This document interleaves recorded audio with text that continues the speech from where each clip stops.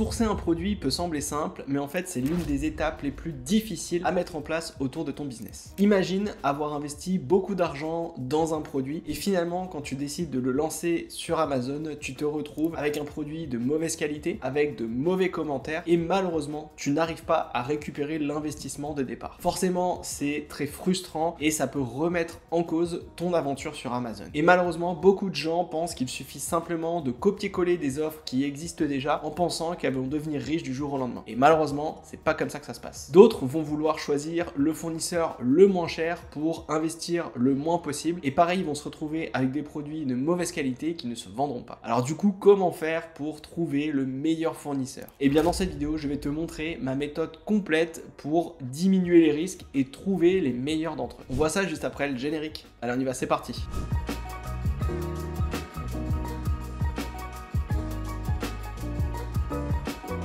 Salut, c'est Romain, bienvenue sur ma chaîne où j'aide des jeunes entrepreneurs à développer leurs revenus en ligne. Donc dans cette vidéo, je vais t'expliquer les grandes étapes par lesquelles je passe pour trouver les meilleurs fournisseurs sur un produit que j'aurais trouvé. Et la première étape, elle va te sembler peut-être un peu étrange, mais je vois très peu de personnes en parler. C'est d'abord de faire une estimation pour savoir à combien on doit acheter notre produit au maximum. Et oui, en fait, peu de personnes font ça. Ils se précipitent tout de suite sur Alibaba après avoir trouvé un produit à la recherche du meilleur fournisseur, sans savoir à combien ils doivent acheter le produit au maximum pour rester rentable. C'est un peu comme si tu décides d'aller acheter une nouvelle voiture. Tu vas pas aller dans le premier concessionnaire venu pour prendre la plus grosse voiture, celle qui coûte le plus cher. Tu vas avoir un budget, tu vas savoir combien concrètement tu peux dépenser pour acheter ta voiture et tu vas aller choisir le concessionnaire par rapport à ton budget. Tu vas pas aller chez Ferrari si tu as un budget de 30 000 euros. Et bien en fait, là c'est quasiment la même chose. Quand tu vas vouloir aller trouver un fournisseur, il faut au préalable que tu saches quel est ton budget d'achat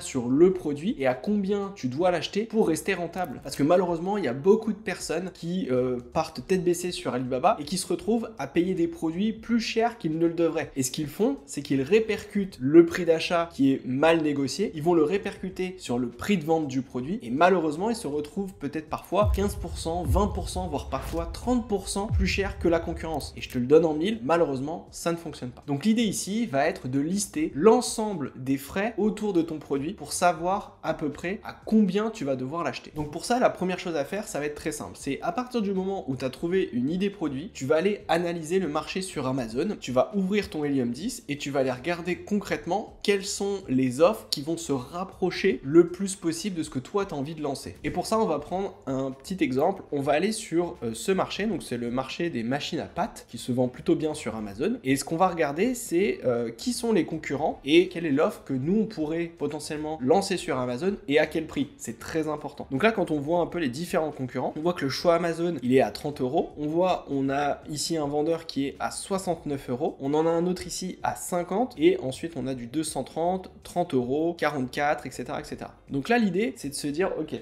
sur un produit comme ça, on sait que c'est peut-être un poil volumineux, donc on va pas pouvoir aller sur du prix de vente à 30 euros. En termes de rentabilité, ça risque d'être difficile. Donc nous, on va peut-être s'orienter vers une offre la plus complète possible à un prix qui est assez raisonnable. Et pour ça, je pense que cette offre-là est la plus intéressante. On voit qu'à 49,97, il y a des ventes, on voit plus de 200 achetés au cours du mois dernier. Donc on partirait potentiellement sur ce produit pour pouvoir se lancer sur Amazon. Donc à partir du moment où tu as trouvé une offre qui ressemble la plus à celle que toi tu veux faire et qui fait des ventes, surtout c'est très important que ça fasse des ventes, et bien ensuite ce que tu vas faire, c'est d'aller dans la calculatrice Amazon FBA, tu vas coller l'ASIN du produit et ici on va commencer à déduire l'ensemble des frais autour de notre produit. Donc on va démarrer ici tout de suite par les frais Amazon. Donc ici on a positionné notre prix, on va pour l'instant rester sur un prix de vente similaire et on va lister les frais Amazon. Donc on a les frais de vente, c'est donc la commission autour du produit et là on est à 7,72, donc c'est du hors taxe. Ensuite on va avoir les coûts d'expédition, donc c'est les fameux frais FBA. À partir du moment où une personne passe commande et Amazon va envoyer au client, et bien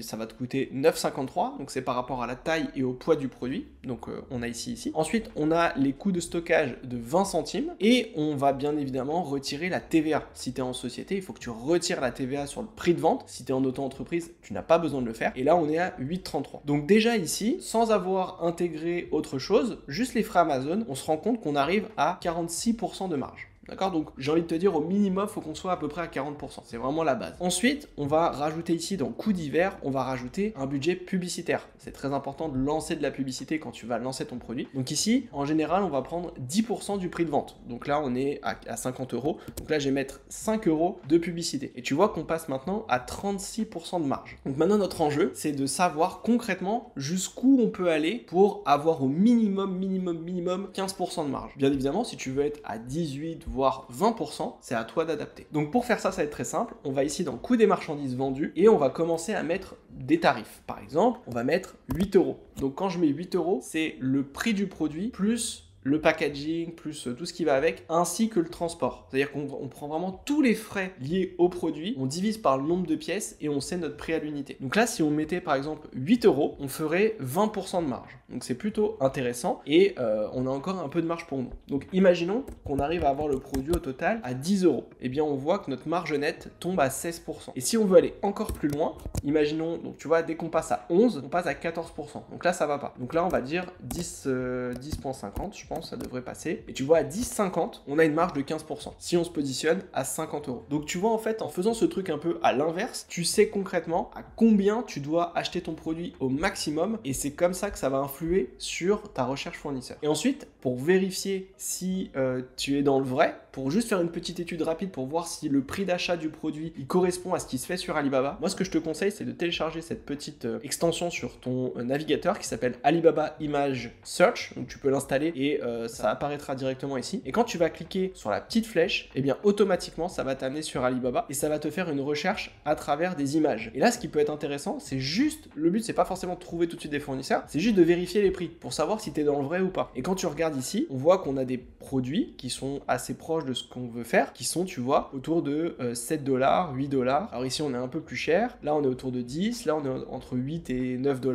Donc, en gros, on est en dessous des 10 euros. Et bien sûr, il faut intégrer après le transport, etc. Mais tu sais que tu as une marge de négociation sur Alibaba. Donc, c'est comme ça que tu sais si tu es dans le vrai ou pas. Et si tu vois que le produit que tu cherches sur Alibaba, il est bien dans cette zone de prix, tu peux te dire, ok, je passe à la deuxième étape. Alors, la deuxième étape, ça va être de trouver un fournisseur. Alors, avant tout de suite de chercher le fournisseur, il va falloir qu'on ait en tête quelques critères de recherche pour vraiment cibler les meilleurs d'entre eux, et il y en a plusieurs. Premièrement, il faut que le fournisseur ait plus de 3 ans d'ancienneté. C'est hyper important pour être certain d'être avec des fournisseurs qui travaillent bien sur Alibaba. Ensuite, il faudrait que le fournisseur vende sur le marché européen et américain, qu'il soit également spécialisé dans la niche que tu vas travailler. Évite d'aller cibler des fournisseurs qui font tout un tas de produits divers et variés. Il faut bien sûr qu'il ait une bonne note générale, donc qu'il ait des commentaires et une bonne note, et qu'il ait les certifications si c'est nécessaire autour de ton produit. Et vraiment, il faut que tu gardes en tête ces quelques critères qui sont importants. Et à partir du moment où tu les as bien en tête, tu vas te rendre sur Alibaba et tu vas voir qu'il y a 3 grandes méthodes pour trouver des fournisseurs. Alors la première méthode, c'est celle que je t'ai montrée avec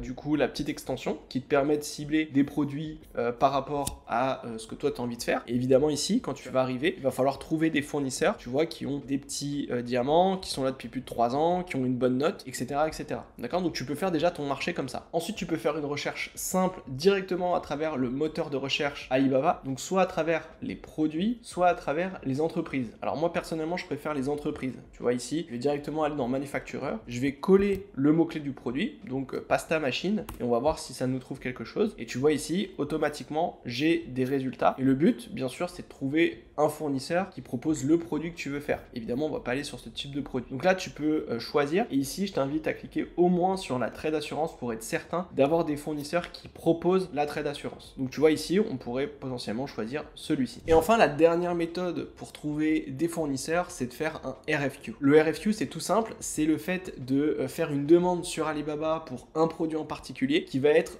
proposé à différents fournisseurs sur Alibaba. Et toutes celles et ceux qui proposent le produit que tu souhaites faire, eh bien vont te répondre, vont te faire une cotation autour de ta demande, ce qui te permet d'éviter de passer beaucoup trop de temps sur Alibaba pour aller chercher un à un les fournisseurs. À partir du moment où tu as identifié une dizaine de fournisseurs à partir des 3 méthodes dont je t'ai parlé juste avant, et bien ensuite il va falloir analyser les différents fournisseurs que tu auras trouvés. Ici ça va être très simple, tu vas te rendre sur le profil du fournisseur et tu vas aller analyser différentes choses. Donc déjà tu vas aller regarder son profil d'entreprise, tu vas aller regarder le nom, tu peux aller regarder où est-ce qu'il il se situe, son année d'expérience, le nombre de personnes qui composent son entreprise et quelles sont ses catégories principales. Et comme je te l'ai dit, c'est important de cibler un fournisseur qui travaille dans une seule niche. Évite d'aller dans un fournisseur qui fait des machines à pâte, ensuite qui va faire des colliers pour chiens, etc., etc. Le but, c'est de cibler une entreprise pour avoir des produits de meilleure qualité. Ensuite, eh bien, tu peux voir tout un tas d'informations qui vont être juste là. Tu peux voir les certifications potentielles. Tu vas aussi avoir ici les marchés où il va vendre. Donc c'est ce que je te dis, il faut que ce soit principalement en Europe et aux US. D'accord, donc là on voit qu'il n'est pas du tout sur ces marchés, donc je le choisirais peut-être pas forcément. Et après, bien sûr, tu as plein d'informations à ce niveau-là. Tu peux aller regarder les photos, tu peux aller voir les différentes choses autour de son entreprise. Bref, l'idée c'est vraiment de faire un audit complet du fournisseur. À partir du moment où tu as fait cet audit et tu vois que le fournisseur peut être intéressant, tu vas pouvoir ensuite aller visiter son store. Et ça, c'est aussi quelque chose qui est très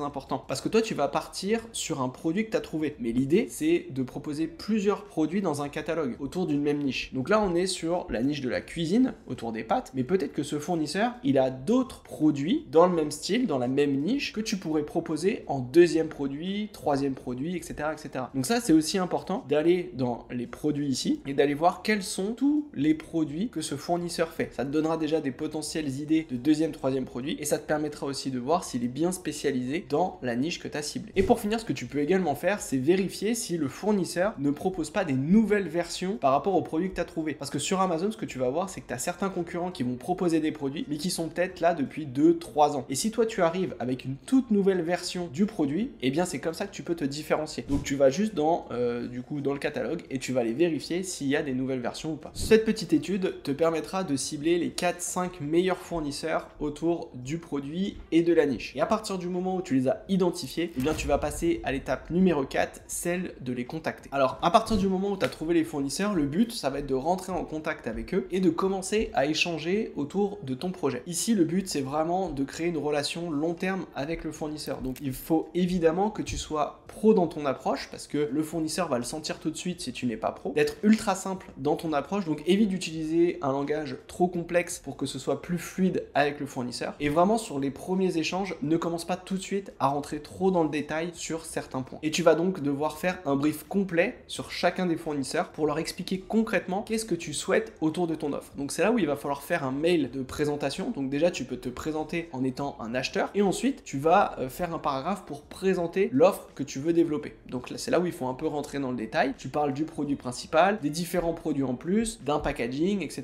etc. Donc tu vas présenter ton offre. Et ensuite, tu vas faire un autre paragraphe où tu vas pouvoir poser des questions. Et ici, mon conseil, ça va être de numéroter chacune de tes questions. Une question, deux questions, trois questions, etc. pour que le fournisseur puisse répondre à chaque question dans sa réponse. Et ça va être beaucoup plus fluide pour toi afin d'avoir des échanges intéressants. Et ça te permettra de voir le sérieux de chaque fournisseur parce que par rapport à leur réponse, tu verras si c'est un fournisseur qui prend le temps de te répondre ou si c'est un fournisseur qui va être un peu rapide et qui va pas forcément approfondir. Et ça peut te permettre déjà de faire un premier choix de fournisseur. Ensuite, quand tu commences à récolter des informations sur le prix, le minimum de commande, la possibilité ou pas de développer ton produit, eh bien tu vas passer à l'étape numéro 5 qui est de choisir les deux fournisseurs que tu vas mettre en compétition. Et je te conseille vraiment de comparer les offres et de mettre tes fournisseurs en compétition. Ça te permettra bien sûr de négocier les prix et ça te permettra aussi d'avoir un plan B au cas où il se passe quoi que ce soit avec le fournisseur qui répond à tous tes critères. Car oui, moi ça m'est déjà arrivé de développer beaucoup de choses avec un fournisseur et au final de me retrouver en problématique parce qu'il y avait un point qui n'allait pas et j'ai dû tout recommencer avec un autre fournisseur. Donc là l'idée c'est d'avoir deux fournisseurs en compétition pour